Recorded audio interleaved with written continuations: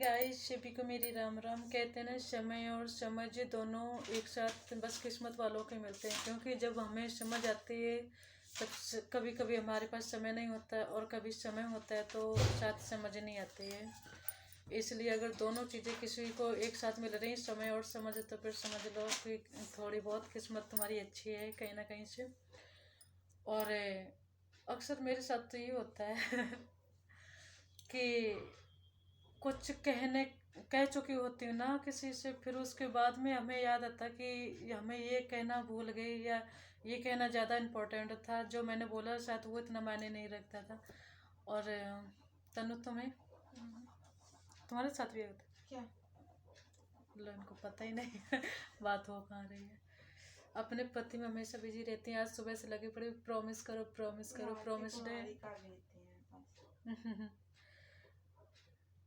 क्योंकि अक्सर समय पर समझ नहीं आती, और जब समझ आती है तब समय नहीं आता। हाँ, किसी के साथ झगड़ा होता ना, झगड़ने के बाद मुझे बहुत सारी चीज़ें याद आती, बहुत सारी बातें याद आती हैं कि मेन लाइनें तो मैं छोड़ के बैठी हूँ, ये तो मैंने बोला ही नहीं। फिर मन करता मैं दोबारा से झगड़ा करूँ और ये बातें बोलूँ। फिर सोचती हूँ कोई बात नहीं, अगली बार का इंतज़ार करती हूँ। लड़ाई झगड़ा करनी अच्छी बात नहीं होती, पर जो बातें मुझे बाद में याद आती है ना बोलने के लिए, मैं बहुत यानी पछताती हूँ, पश्चाताप होता मुझे कि मेन मेन पॉइंट तो मैं अपने अंदर ही लेके बैठी हूँ, मैंने बोले ही नहीं। और उस समय निकल चुका होता है जब हमें समझ आती है ये बोलने की कि ये बोलना ज़्यादा जायज़ था। हाँ, और जो बोल दिया शायद वो इतनी बातों में उनको ख़राब नहीं लगा होगा। अगर लड़ना है किसी से, दबा के लड़ाई करो, ऐसे करो कि दोबारा तुमसे बोलने की इच्छा ही ना हो उसको। और मेरी एक आदत है, मेरा जल्दी से किसी से झगड़ा नहीं होता, और हो गया तो फिर कभी बोल चाल ही नहीं होता। कहते हैं ना कि क्रोध आने पर चिल्लाने के लिए कोई ताकत नहीं चाहिए होती है, पर क्रोध आने पर चुप रहने के लिए बहुत ज़्यादा ताकत चाहिए होती है। वो इंसान ताकतवर नहीं होता जो चिल्लाता रहता है, ताकत उसमें होती है जिसमें सहन शक्ति होती है। अगर तुमने किसी की चार बातें सह ली ना, तो सहन करने में हमें बहुत ज़्यादा क्षमता चाहिए होती है, बहुत ज़्यादा हमारे अंदर सहन शक्ति होनी चाहिए। और जो इंसान ये समझ लो सह गया, तो फिर उसकी ज़िंदगी तो अच्छी बनी जाती है। हमारा सुनने से कुछ घटता नहीं है। हाँ, सुनो, उतना सुनो, लिमिट पर सुनो, पर किसी को एक दो बार माफ़ कर देना चाहिए। अगर वो हद से ज़्यादा क्रॉस कर रहा है ना लाइन, तो फिर शायद मुझे नहीं लगता है कि ज़्यादा देर तक शांत रहना चाहिए।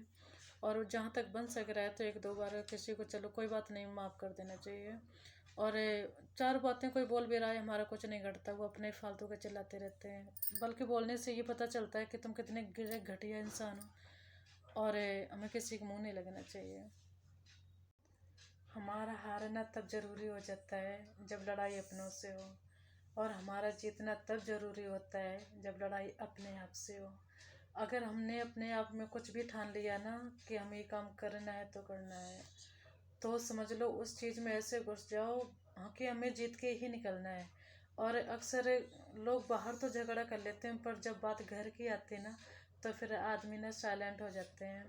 और किसी को चुप्पी कोई कमज़ोरी मत समझा करो कि यहाँ कोई शांत है, तुम्हारी बातों को सुन रहा है, सह रहा है, तो इसका मतलब वो कमज़ोर नहीं होता है, बल्कि वो इतना अंदर से मजबूत होता है कि चलो तुम्हारी चार बातें कोई सुन रहा है, उसका जवाब नहीं दे रहा, पर सहने के लिए हर किसी के अंदर ताकत नहीं होती। ऐसे इंसान को जल्दी से कोई समझ नहीं पाता है।